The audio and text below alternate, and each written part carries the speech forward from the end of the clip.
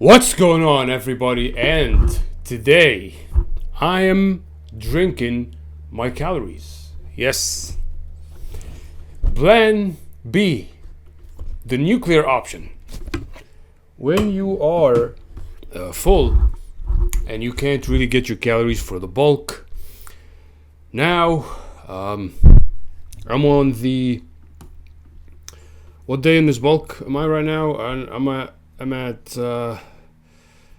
this is day, I think we're beyond like day 10 now on this bulk. So at this point, I'm trying to get as much calories as I can.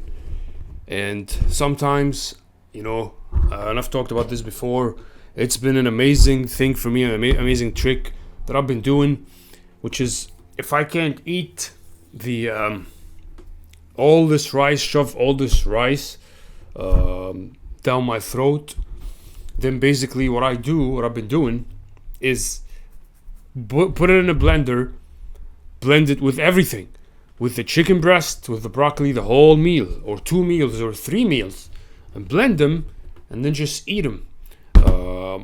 I can even put them in jugs. Like I can put them in jugs, in water jugs, preferably not plastic, but I can put them in jugs that are, if you got glass jugs, whatever, you can put them in those, and then you can take them with you anywhere. So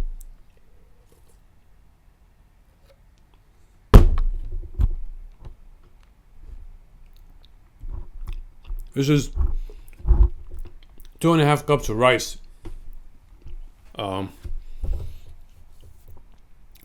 had my protein, my beef patties. I had them separately. Usually I would just put them in the blender. If I don't want to eat them separately.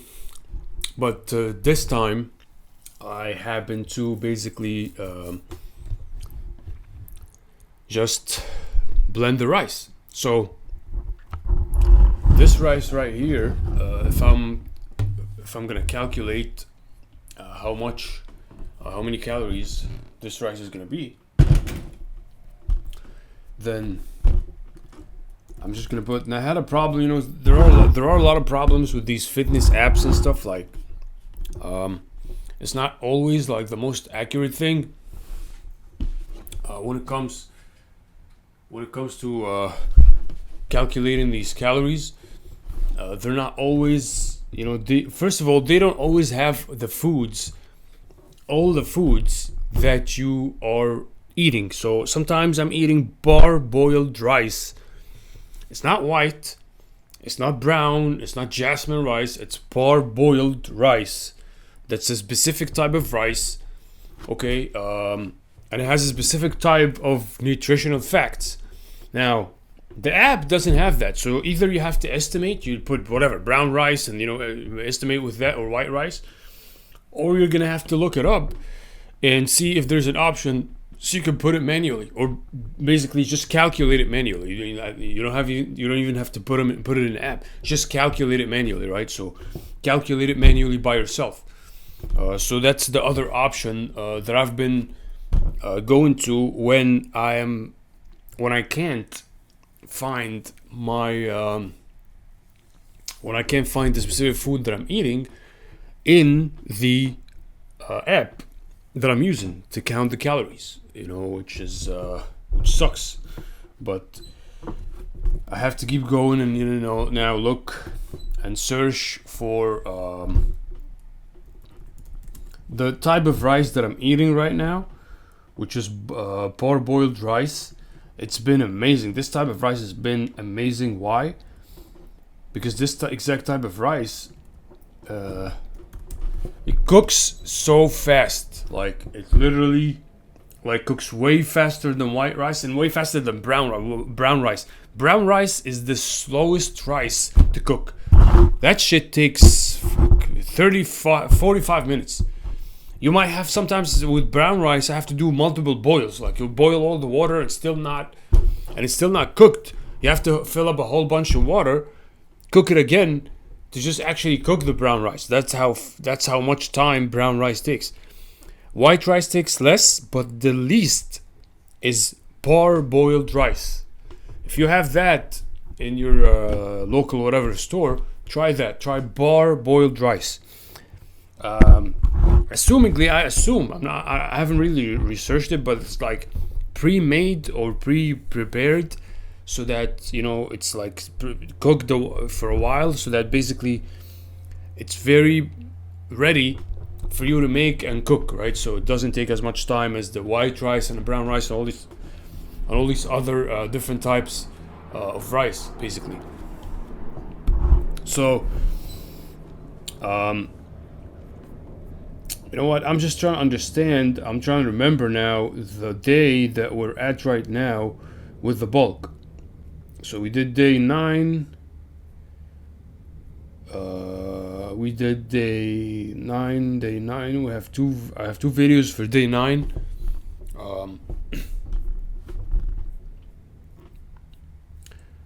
And I just get a bunch, posting a bunch of videos after that. So yeah, day 7, day 9. Well, yeah, we're okay. We're at like day 20 now. I just haven't been posting updates. We're at like day 20, but I have not been updating the videos on the status of this bulk. I have not been updating this shit. That's my fault. I should have been sending these updates, but the reality is that I haven't. So let's make this bigger. I'm gonna have to do better at uploading these updates when it comes to the bulk. Now, what I'm trying to calculate right now is the amount of calories in this parboiled rice that I basically just cooked and blended. So I'm trying to see. I have it recorded, so I guess I'm just gonna go off the last time. So parboiling. Check this out. With the parboiling, I've been telling people a lot about this parboiled rice. It's been my favorite type of rice right now, for how easy and how fast it cooks. So parboiling is the partial or semi-boiling of food as first step in cooking. The word is from the old French, whatever, to boil thoroughly, but by mistaken association with part. So this actually has been boiled.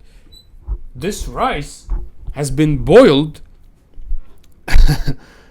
before. So it's been given a partial boil, to make it easier for you to just boil it one last time. So it's already been boiled. So this is there is a process to it. It's dehusked by using steam, whatever. It's pre-prepared.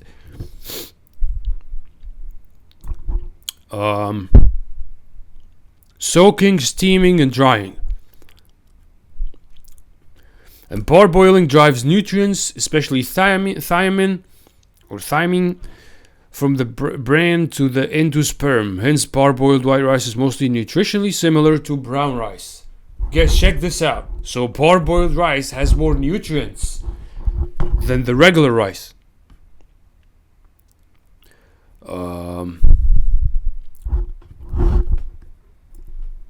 Older methods. So, per 100 grams of parboiled rice, you have 370 carbohydrates is 78.68 grams, fat 2.75 grams, protein 7.60 grams, and has a bunch of vitamins: thiamine, niacin, vitamin B6, folate, vitamin K, calcium, iron, magnesium, phosphorus, potassium, sodium, zinc. Has a bunch of nutrients, man. So this is what I have been doing. Boiled rice. And so basically this is 2.5 cups of boiled rice that I'm gonna have to drink right now. I'm gonna have to shove down my throat at this point. So this is a part of the bulk. And the thing with bulking, and I think everybody. Here's the thing.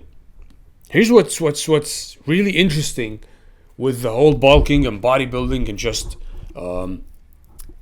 planning for longevity and planning your health for a long time. Here's the thing. Here's the thing that I want to talk about.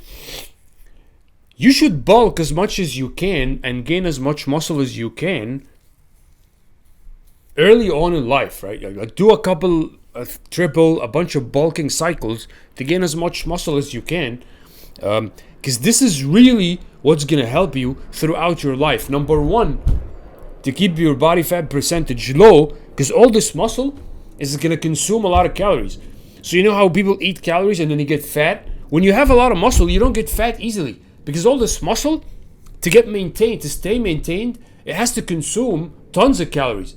So muscular people don't get fat easily as, people that don't have muscle.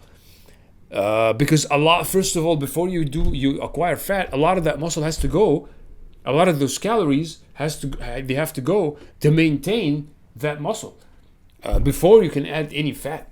So that's what's very interesting. Number two, you get stronger. What does that mean?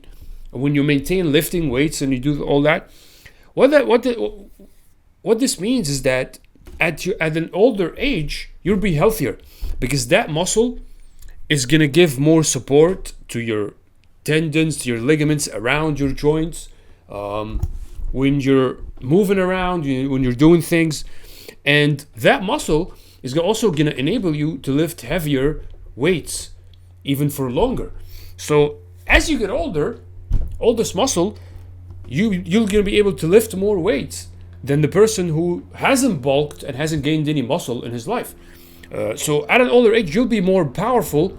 You're going to be able to maintain more of your bone density because you have more muscle. So when you have more muscle, you can lift more weights, and thus you can maintain more of your bone density because you keep it under tension, under stress.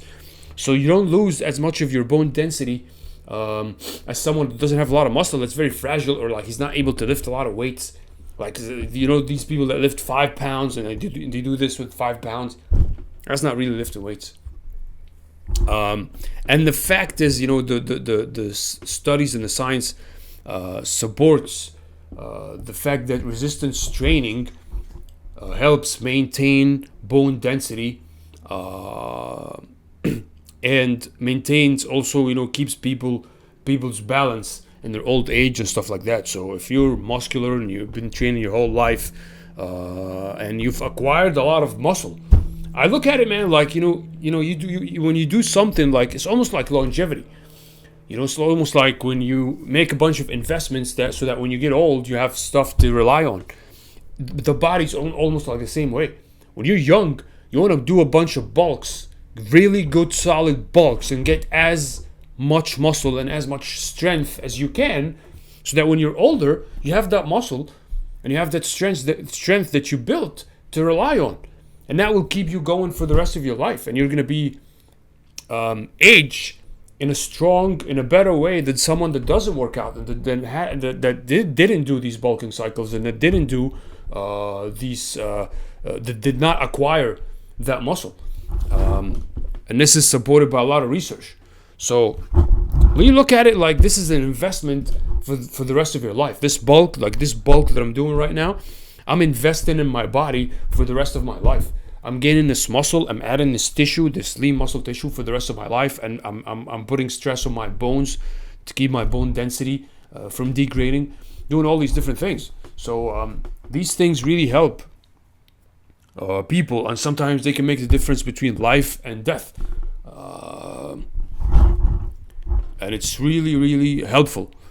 to have a good amount of muscle that you can rely on to keep your body strong, to keep your bone density high, to be able to lift a good amount of weights in your old age. So this is just one of the things that a lot of people, don't care about, don't put in consideration. So this is as far as the bar boiling. They do it, man. They do it with a lot of things. The bar boiling is a concept. They do it with fruits. They do it with a whole bunch of foods. Bar boiling nectarines to remove their skin. Stuff like that. Yeah. So, as far as the progress with this bulk, look, this weight has to move. I'm gonna move this weight, man. I'm gonna move this weight, and this weight is gonna move at any cost, right? I have been pushing with calories. The weakest part for me. I've been analyzing my weaknesses in this bulking cycle, whatever this bulking program. The biggest weakness for me actually is not the food. I can shove down the food. I'm eating a good amount of. I'm hitting my calories. I increased a little bit. I'm just trying to maintain around 2,600 right now, and then increase a little bit to 27, 28 until I get to 3,000, 34, 3,500. But this has not been the hard part. The hard part actually has been the training. The training has been hard because I'm not recovering much. I've been doing a lot of work, working on some stuff. My sleep schedule is messed up, so it's just my central nervous system. My brain's not getting enough sleep, and thus my body is not getting enough rest. And that's making it harder for me to be able to train and really tear down the tissue, so I can build that lean tissue that I want. And this has been challenging, man. Sleep has been very challenging for me. I mean, with the work schedule and the amount of stuff that I have to do, also with business, I have to put a lot of stuff on my website. I have to put my articles. I have to put, good, pure knowledge out there. Pure knowledge about pharmacology, chemistry, bodybuilding, biology, helping people out understand different concepts about their body, helping people understand things like how not to get prostate cancer. I feel like these videos are so crucial for me to put out, and I put a lot of effort into putting out these videos to help people and help educate people about things that can eventually save their life. Somebody can listen to my video, and because of that, they go do a specific type of blood work, get their blood tested, and because of something I said, they understand something. Okay, I need to get this and that tested. They get it. Next thing you know, they take precautions and they prevent themselves from getting a specific type of cancer because of a piece of information that I put out. So I really believe in what I'm doing. I really believe in what I'm doing as far as helping people, as far as pushing very valuable information out there that a lot of people don't know about. I mean, I've invested years of my life studying all these things, studying and memorizing and devouring thousands and thousands of scientific studies and books on all these different things that I talk about. And a lot of people out there are busy people, are just, some people just don't have the time or didn't have the time in their life to be able to read and acquire that much information. So this is the value of these videos and that information that I put out, whether on my channel to help people or on the website, perfecthumanx.com. And I feel like this takes a toll on me. It takes a toll on my own body sometimes, on my own schedule. Like I said, I'm not, the weakest point for me is sleep. And if you're not sleeping, trust me, if you're not sleeping, you're not growing. I talked about that in the 5 layers of bodybuilding. The 5 layers of bodybuilding. Number 1, nutrition. 2, training. 3, recovery. If you're not recovering right, and this is a lesson for people out there, the people that want to just jump to the 5th layer, the layer of performance enhancing compounds and anabolics and stuff, you got it all wrong. You have to do the 5 layers in Order: first, nutrition; 2, training; 3, recovery. After training, there is recovery. If you're not recovering, you're training, well, there's no point of your training, because you're not going to be maximizing the training. You're tearing the muscle, but you're not repairing it to get bigger, because you're not resting, you're not sleeping. What is recovery? Most recovery, of course, recovery is a very expensive concept, but a huge portion of recovery is sleep.